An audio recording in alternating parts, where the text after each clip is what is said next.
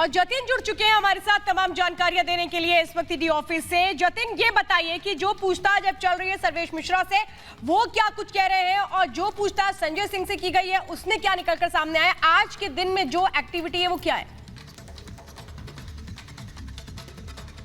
आज बिल्कुल, आज सर्वेश मिश्रा सबसे बड़ी कड़ी है इस पूरी इन्वेस्टिगेशन को लेकर। कल राउस वेन्यू कोर्ट में भी सर्वेश मिश्रा के बारे में जिक्र किया गया था कि कैसे दिनेश अरोड़ा ने 1 करोड़ रुपए 2 अलग अलग समय पर संजय सिंह के घर पहुंचाया और सर्वेश मिश्रा ने उसको रिसीव किया। सुबह तकरीबन 11:30 बजे के आसपास सर्वेश मिश्रा, ये जो पीछे आप ईडी दफ्तर देख रहे हैं, यहाँ पर पहुंचे हैं। और अभी जो हमें अपडेट मिल रहा है कि दोनों से ही अलग अलग कमरे में बिठाकर पूछताछ की जा रही है। एक जगह पे संजय सिंह से ईडी की टीम पूछताछ कर रही है, तो दूसरी जगह पर दूसरे कमरे में सर्वेश मिश्रा से पूछताछ इस मामले में की जा रही है। दोनों से सवाल वही है कि दिनेश अरोड़ा के संपर्क में कब आए, आपको क्या जानकारी है। खास तौर पर सर्वेश मिश्रा से उनकी सीडीआर डिटेल्स रखकर पूछताछ की जा रही है।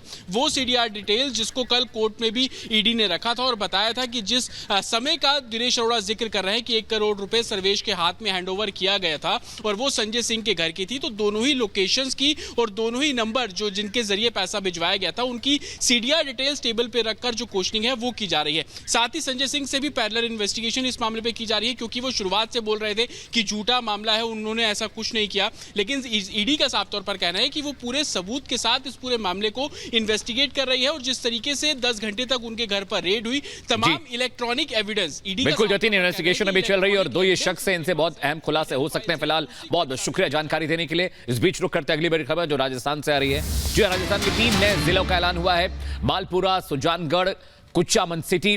3 जिले बनने के बाद राजस्थान में अब 53 जिले हो जाएंगे। श्वेता, तो उच्च स्तरीय समिति की सिफारिश पर ये 3 नए जिलों का ऐलान हुआ है। सीएम अशोक गहलोत ने ट्वीट कर इसकी जानकारी दी है। बिल्कुल, तो बड़ी खबर आपको लगातार बता दें, सरकार ने 3 नए जिलों की घोषणा की है। राजस्थान में 3 नए और जिले बनाए गए हैं और कुल मिलाकर अब 53 जिले होंगे। मालपुरा, सुजानगढ़, ये वो तमाम नाम है जो सामने आए हैं और कुचामन सिटी होगा इन 3 नए जिलों का नाम। और अमरदीप मेरे सहयोगी जोड़े ग्राउंड जीरो। अमरदीप, चुनाव बहुत करीब है, ऐसे में ये 3 जिले जुड़ना किसको फायदा पहुंचाता दिख रहा है? देखिए, सबसे बड़ी बात यह है कि पिछले 3 महीनों की अगर बात करें, इससे पहले भी जिलों की घोषणा हुई। इससे पहले 33 जिले राजस्थान में गिने जाते थे, उसके बाद 17 जिले ऐड ऑन किए गए। उसके बाद अब ये 3 जिले आचार संहिता से ठीक पहले, यानी कि सियासी मैसेज देने की कोशिश की गई है अशोक गहलोत की तरफ से। 11 संभाग टोटल अब हो चुके हैं राजस्थान में। डिवीजन हेडक्वार्टर्स की बात करें तो, अगर डिस्ट्रिक्ट्स की बात करें तो 53 यानी कि 53 जिले जो हैं वो अब हो चुके हैं।